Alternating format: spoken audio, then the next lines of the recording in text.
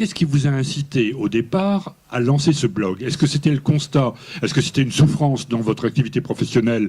Le constat qu'il y avait un dialogue ou une absence de dialogue entre le corps médical et les patients? Est-ce qu'il y avait...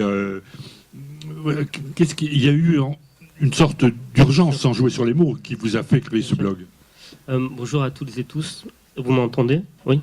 Je suis content d'avoir bien mangé parce que ça me stresse beaucoup de voir tous ces gens-là. La nourriture me manque un petit peu là, ça me. Puis en plus, comme je vous imagine tous tout nus, ça aide un petit peu. Alors, qu'est-ce qui m'a poussé? Il y a beaucoup de choses. La première chose, c'est que j'ai eu la chance de tomber très malade quand j'avais 6 ans. Et je dis la chance parce que quand ça nous arrive, on ne se rend pas forcément compte. Et avec le recul, donc moi j'avais 6 ans quand les premières taches sont apparues sur mon visage et les médecins ne savaient pas. Et donc j'ai erré comme ça pendant des années avec ces taches rouges qui venaient, qui disparaissaient. Des années? Oui, pendant des années. Ah oui, ouais. Et puis à l'adolescence, on me disait mais non, mais c'est pas grave. Alors que bon, à l'adolescence, on a envie de plaire, comme tous les adolescents, et qu'on n'entend pas qu'un médecin en face de soi nous dise mais c'est pas grave. Bah si, pour moi c'est grave. À 14 ans c'est grave, à 13 ans c'est grave.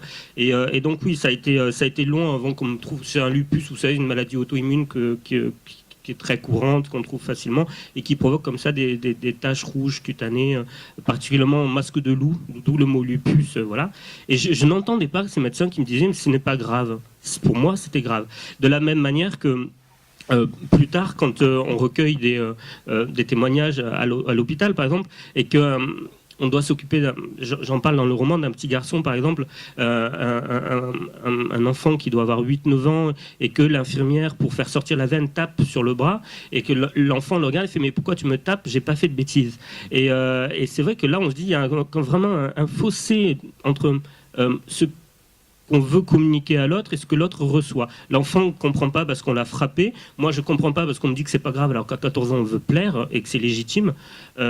Et en face de nous, on a un soignant qui est dans sa position de soignant et qui pense détenir ce qui, pour l'autre, est bon ou pas bon. Et donc ça, j'ai grandi avec ces médecins qui, déjà, pour moi, ne comprenaient pas ce que j'essayais de leur exprimer par rapport à ce qui était important pour moi. Donc ça, c'était une des premières choses qui m'ont fait vraiment remettre en cause le système de soins ou la manière dont j'avais envie de devenir médecin plus tard. Une autre histoire, c'est que je raconte souvent parce que ça a été vraiment un élément déterminant dans ma jeune carrière quand j'étais tout jeune étudiant.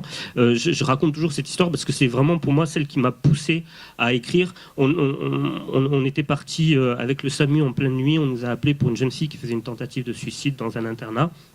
Il devait être 4 heures du matin et l'autre équipe est partie sur un accouchement difficile. Et donc nous, on arrive dans cet internat, on voit tous ces jeunes filles et ces jeunes garçons en pyjama qui pleurent parce que les pompiers sont en train de faire un massage cardiaque à leur collègue qui a 16 ans. Et donc moi, je remplace le pompier qui est épuisé parce que c'est épuisant un massage cardiaque, je vous assure.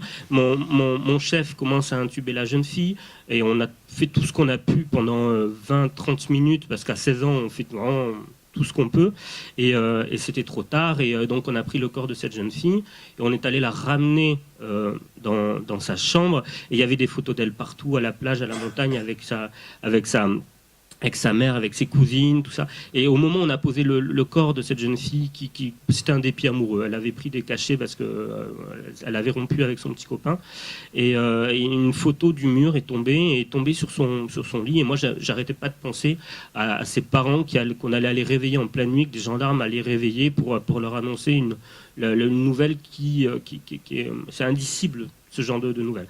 Et on est remonté dans l'ambulance qui devait nous ramener à la base. C'était dans les rues de Toulouse, il était 4 heures du matin, et il n'y avait pas un mot, et on était tous évidemment choqués, déprimés, comme on peut l'être après une intervention de ce type-là.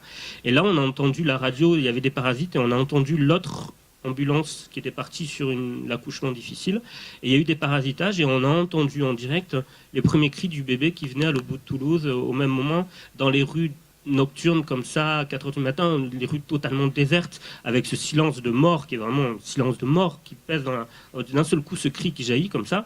Et je me suis senti vraiment traversé de quelque chose qui était pareil, de l'ordre de l'indicible, et qui était quasiment quelque chose de presque métaphysique de qu'est-ce qui se passe. Je me dis, mais qu'est-ce qui me tombe dessus, qu'est-ce qui vient de se passer? On vient de perdre une jeune fille de 16 ans, ça n'a aucun sens. Et l'enfant qui devait mourir vient au monde et tout va bien. Et ça n'avait aucun sens. Et en même temps, ça avait peut-être un sens profond. Et je me suis dit, ce que je viens de vivre là, il faut que je le partage, parce que peut-être que ça peut aider des gens qui ont vécu la même situation, que ça peut aider des mères qui ont vécu qui ont vécu le décès de leur fille de 16 ans, que ça peut aider des mères qui ont eu un accouchement difficile. On sait que l'attachement est plus difficile après voilà.